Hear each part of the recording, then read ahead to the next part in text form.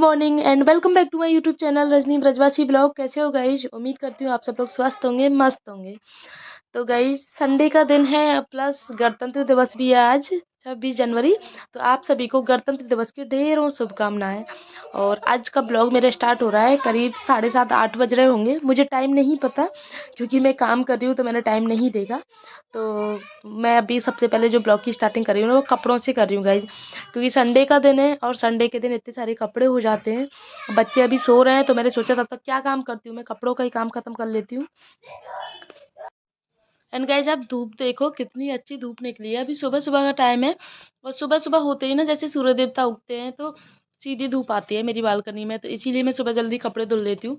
बहुत से लोगों का क्वेश्चन था कि इतनी जल्दी कपड़े धुल जाते हैं, तो हाँ इसीलिए कपड़े धुल लेती हूँ जल्दी, क्योंकि सुबह सुबह कपड़े मतलब धूप सूख जाते हैं कपड़े धूप में। और सर्दियों का टाइम है और सर्दियों में तो आपको पता है ना पूरा पूरा दिन लग जाता है कपड़ों को सुखाने में, अगर मैं सुबह सुबह की धूप में भी नहीं सुखाऊं तो यहाँ पे सारे कपड़े हैं, अभी मैं सुखा दूँ इनको पूरी बालकनी में गाइस।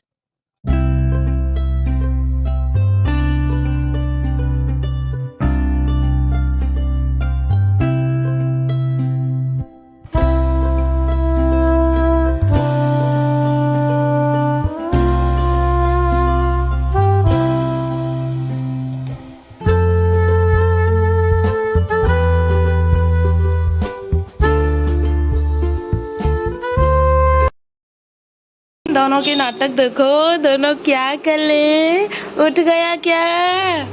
हर्षू, हर्षू, देख तो सही मम्मा की तरफ देख।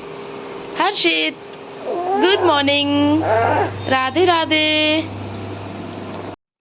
तो गाइज बच्चे अभी उठे नहीं है क्योंकि इनका संडे है, तो संडे के दिन आराम से सोते हैं।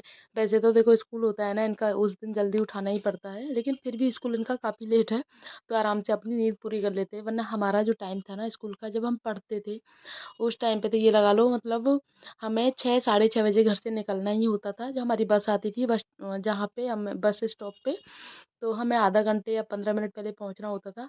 कई बार तो अगर लेट हो जाते थे तो हमारी बस मिस हो जाती थी, कितने दिन हमारी बस मिस हो जाती थी। उसके बाद में फिर पापा छोड़ने जाते थे बाइक से या फिर किसी दिन छुट्टी ही कर लेते थे।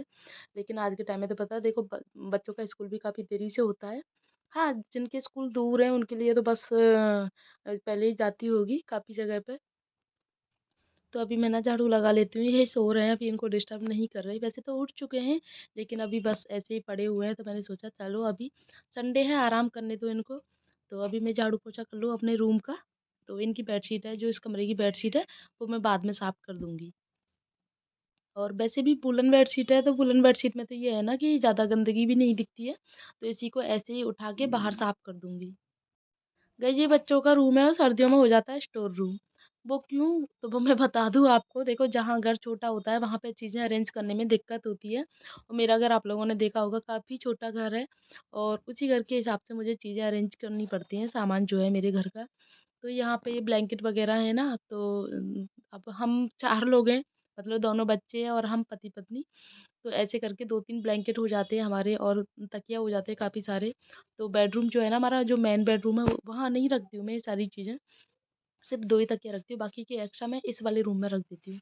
तो यहाँ पे यही है, ये सारे एक्स्ट्रा तकिया वगैरह हैं और एक्स्ट्रा कंबल है, एक कंबल भी एक्स्ट्रा निकाल के रखा है, और बच्चों के भी अलग अलग हैं, तो इसीलिए काफ़ी सारे ब्लैंकेट हो जाते हैं तो इनको मैं इस रूम में रख देती हूँ। और वूलन के कपड़े हो जाते हैं सर्दियों के, तो सर्दियों के तो आपको पता ना कितने सारे कपड़े हो जाते हैं, उन्हीं वजह से ना अलमारियों में जगह नहीं बचती है। तो यहाँ पे ना आप इनकी कैप देखना गाइज, मैं अभी इनकी कैप निकाल रही हूँ, ये घर में पहनने की कैप्स हैं इनकी। कम से कम 6 कैप निकली हैं इनकी, जिनकी मुझे तय बना के और मुझे अलमारी में रखनी है, और फिर भी पहनते नहीं हैं। जब भी कभी मतलब मुझे ही डांट पड़ जाती है कि तुम बच्चों को कैप नहीं पहनाते हो, और जबकि बच्चे खुद पहनते ही नहीं है, कितना भी पहनाऊँ पहनते ही नहीं है। और उनके कैप ना पहनने का नतीजा ये होता है कि मुझे डांट पड़ जाती है और वो बीमार हो जाते हैं। तो अभी तो मैं इनकी तय बना के रख दूँ सारे, ये जो टेबल ये अलमारी थी इसको बड़ी थी, इसको छोटी कर दिया था, तो अब ये सामान रखने के काम आ जाती है, वरना काफ़ी लंबी थी, मेरे हाथ भी नहीं आती थी। इसमें से 2 ड्रॉअर जो थे वो खाली कर दिए, मतलब उनको शू रैक बना दिया है। और इसी तरह से गाइस इस रूम की भी सफाई कर रही हूँ मैं। अलमारी के पीछे आप देखना कितना सारे कागज़ निकलते हैं, क्योंकि बच्चे ना मतलब इसी रूम में पढ़ते हैं, पढ़ाई करके शॉर्पनर मतलब पेंसिल को शॉर्प कर के, इरेज़र के कचरा जो भी निकलता है ना, वो सारा कुछ यूँ ही डाल देते हैं। तो यहाँ इसीलिए मुझे डेली सफाई करनी पड़ती है अच्छे से। तो बेड वगैरह के नीचे से तो इतना सारा सामान निकलता है इनका कि मैं क्या बताऊँ, मतलब इतने सारे कागज़, इतनी सारी पेंसिल, बहुत सामान निकलता है जब भी कभी मुझे हफ्ते 2 हफ्ते में बैठ के मतलब हटा के सफाई करनी होती है तो गाइस पूरा काम साफ सफाई का कंप्लीट हो गया। अभी मैं आ चुकी हूँ किचन में, और किचन में आज संडे स्पेशल क्या बनेगा खाने में। तो मैंने सबसे पूछा था तो सब बोल रहे थे अपने मन से बना लो। तब मैंने स्वरा से पूछा तो स्वरा बोल रही मम्मा आप कढ़ी चावल बनाओ। ये तो मुझे पहले से ही पता था कि आज कढ़ी चावल बनाने, लेकिन उसका मन देख रही थी कि क्या बनवाएगी। उसके फेवरेट है गाइस कढ़ी चावल, और वो ना चावल खाती बीमार हो जाती है, उसको खांसी हो जाती है, एलर्जी है चावल से, लेकिन फिर भी उसके फेवरेट है। तो मैंने सोचा चलो आज बना देती हूँ। ज़्यादा ठंड होती तो नहीं बनाती, अभी तो धूप निकलने लग गई है ना, तो कोई बात नहीं। तो यहाँ पे मैंने चावल के लिए ना पानी उबलने रख दिया है। चावल आधा घंटा पहले भिगो दिए थे।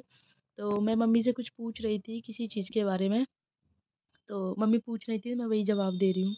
और ये जो दही है ना गाइस, जितना जमा हुआ था कढ़ी के लिए, मैं दही निकाल के लेके आई फ्रिज में से, इसमें बर्फ़ जमी हुई थी, तो मैंने ना थोड़ा-सा पानी डाला और 10-15 मिनट तक इसको गर्म पानी करके डाला इसमें। उसके बाद में बर्फ़ निकली है, और फिर भी देखो ऊपर जो मैं अभी छलनी से छान रही हूँ ना, इसमें बर्फ़ है। इनको मैं सारी जो बर्फ़ निकलेगी ना, मैं इसमें ही निकाल दूँगी वापस से। क्योंकि ये मतलब इतना पिघलने के लिए पूरा टाइम चाहिए, और इतना टाइम है नहीं क्योंकि मुझे कढ़ी बनानी है।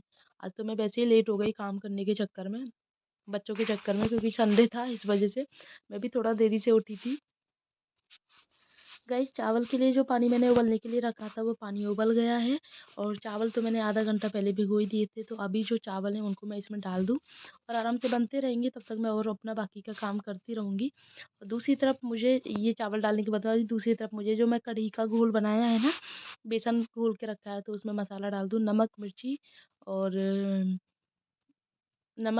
हल्दी और सूखा धनिया, ये सारी चीज़ें इसमें ऐड कर दूँ। और बेसन की पकौड़ी के लिए मैंने ना अच्छे से फेंट लिया है बेसन को, काफ़ी पहले ही फेंट लिया था और अब भी फेंट लिया है। तो अभी मुझे ना पकौड़ी बनानी है, और पकौड़ी हमारे घर में ये है कि कढ़ी की पकौड़ी, करारे की पकौड़ी, ये ठोस नहीं होनी चाहिए, यानी कि टाइट नहीं होनी चाहिए, बिल्कुल सॉफ्ट होनी चाहिए, तो यही खाते हैं, वरना फिर सब नखरे लगाते हैं। तो मैंने इसको इसीलिए अच्छे से फेंटा, खूब फेंटा इसको। फेंटने के बाद में अब ये एकदम अच्छी बनी है, और पकौड़ी भी बहुत टेस्टी बनी थी, अच्छी बनी थी। एकदम फ्लफी जो होती है ना, वो बनी थी गाइस।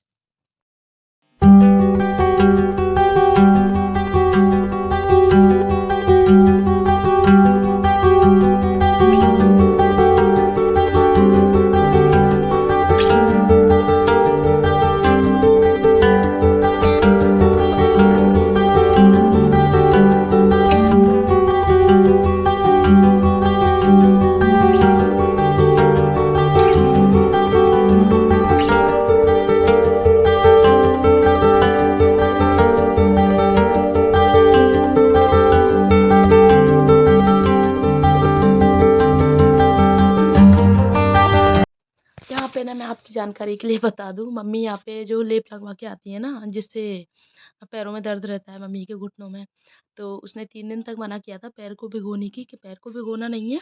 तो मम्मी वही सिकाई कर रही थी, सिकाई के बाद में मम्मी गर्म पानी से इसको हल्के-हल्के हाथों से उसे सिकाई करती हैं गर्म पानी से। मशीन से सिकाई करने के बाद में गर्म पानी से कपड़ा फेरती हैं उस पे। तो वही कर रही हैं मम्मी, बाकी यहाँ काम नहीं कर रही हैं। कुछ लोगों ने मेरे ब्लॉग को देख कर के ये बोला था कि मम्मी काम करती हैं, तो भाई काम नहीं करती हैं। हाँ, मम्मी की मर्ज़ी होती है, तो वो काम करती हैं, बाकी मैं मम्मी से नहीं कहती कि आप ये करो, ये करो। जब मम्मी का मन होता है, जब कोई ज़्यादा मतलब कोई ऑकेज़न होता है, कुछ तीज त्योहार होता है, या कहीं मुझे जाना होता है ज़रूरी, तो मम्मी साथ में काम करवा लेती हैं। बाकी मम्मी का काम है सिर्फ़ ठाकुर जी की सेवा पूजा करना और अपना ध्यान देना, बस यही काम है मम्मी का। तो इधर पकौड़ी बन गई हैं, इधर कढ़ी के लिए मतलब चावल भी बन रहे हैं। तो मैं चटनी की तैयारी कर लेती हूँ। चटनी के लिए हरा धनिया, नींबू और 1 हरी मिर्ची, हींग, थोड़ा-सा अदरक का टुकड़ा, ये सारी चीज़ें ऐड कर रही हूँ, और नमक और थोड़ा-सा जीरा। इसके बाद में फिर मैं चटनी बनाऊँगी। चटनी गाइस बहुत टेस्टी लगती है इस टाइम पे, और कढ़ी चावल के साथ में, दाल चावल के साथ में, तो चटनी बहुत ज़रूरी हो जाती है।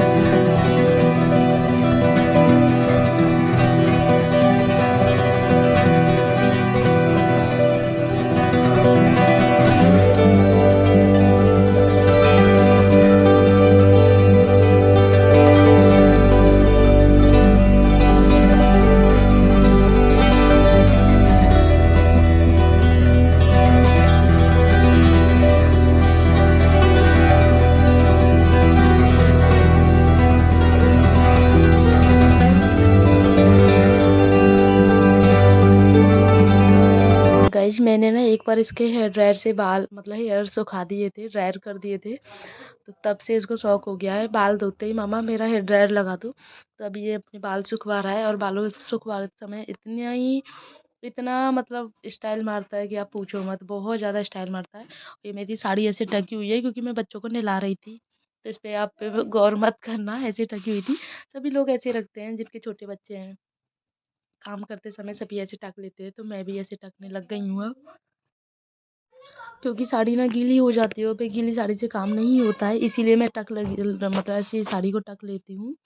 और इसको ये कपड़े पहना दिए मैंने क्योंकि ये छोटे होने लग गए थे, बाकी इसके बर्थडे के कपड़े थे ये, तो इसको अब पहना दिया था। ये खुश हो गया कि हाँ मम्मा ने मुझे न्यू कपड़े पहना दिए।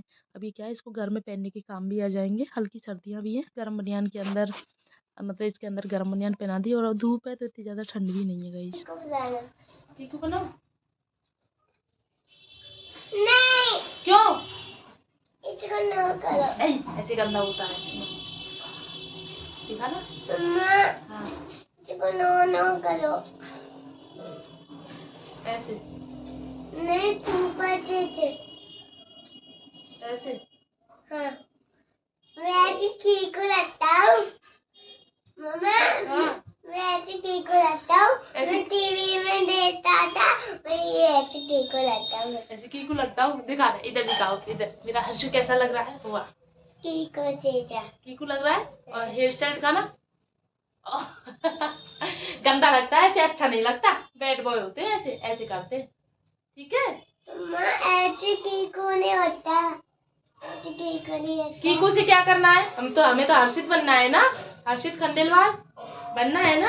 मैं कीकू बनूंगा, मैं कीकू बनूंगा, कीकू बनेगा। हाँ बन गया कीकू। नहीं मैं कीकू तेजा शर्ट पहनूंगा, कीकू तेजा शर्ट पहनेगा।